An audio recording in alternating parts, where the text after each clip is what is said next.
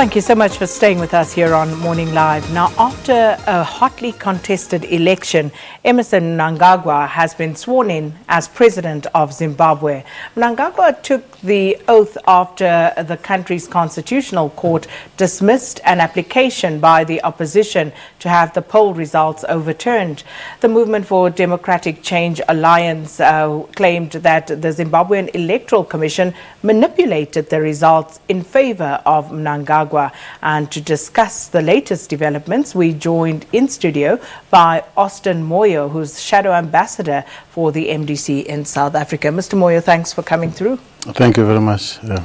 So yesterday we saw the inauguration. President Ramaphosa, President Kagame, amongst others, they were there. What were your thoughts and feelings about that? Well, the ConCourt decided, and we respect the decision of the Constitutional Court. The inauguration had to take place, but at the same time, we're not satisfied with the judgment of the Constitutional Court. Why are you not satisfied? There are certain things that we feel that they didn't get a fair hearing, and also we had a right to choose our own legal representation, which was denied politically, of course. And the primary evidence where we issued a subpoena to have the ZAC server, where the results were being punched in initially, and when they realized that MDC was taking a very quick lead, that server was done away with, and then they started working on an Excel sheet which was easily editable and manipulable. The Constitutional Court, however, said that you did not provide enough evidence to actually substantiate the claims that you make. The evidence is actually with the ZAC figures.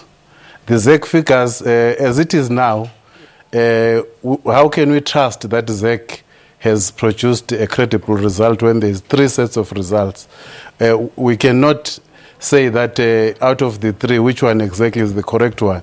If we could put pressure on ZAC right now, they would further change their figures. So we cannot say that ZAC did this election a favor. So you're obviously not going to win on that score. Do you honestly believe that if your preferred counsel were the ones actually representing you at the ConCourt, the outcome would have been different? I'm not saying that the outcome would have been different, but it is our right to have a representation of our choice.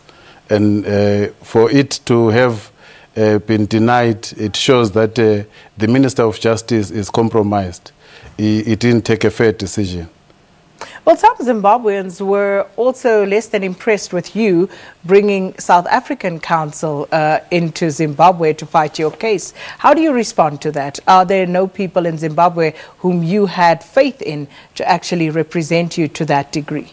Advocate Thabani Mpofu is very eloquent, and he did represent very well. But that was a team. You know, in our African culture, we say 2 heads are better than 1. So people had to take topics and deliberate on the particular topics that they specialize in.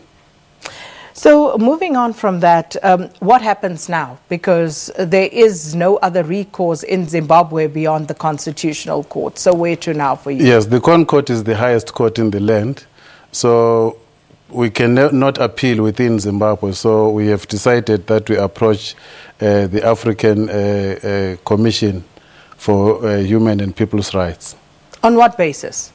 First of all, Zimbabweans have a right to to choose a government of their choice. They have a right to, in fact, when you are aggrieved, you have a right to choose your own legal representation. There mustn't be any interference in the election process. So those are some of the things that we are raising when we are appealing to the Africa Commission for Human and People's Rights. How would you rate your chances with this particular appeal? Do you honestly believe that they would arrive at a different outcome?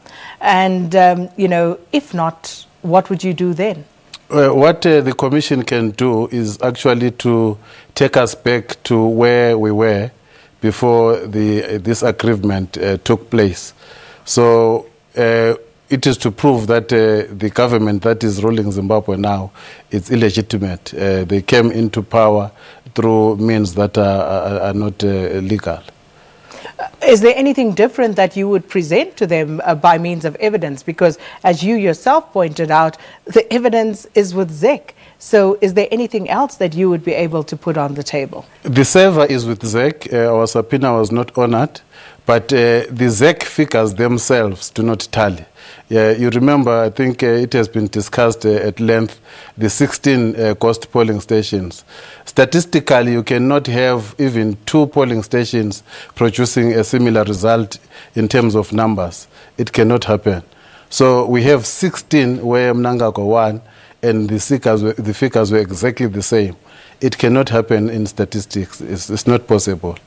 So as things stand right now, what is the MDC Alliance going to do with regard to the seats that they did garner? Will you be working along with Mnangagwa and his cabinet? Our members of parliament will be going to parliament, but the rest of what is to be done going forward will be taken on Wednesday.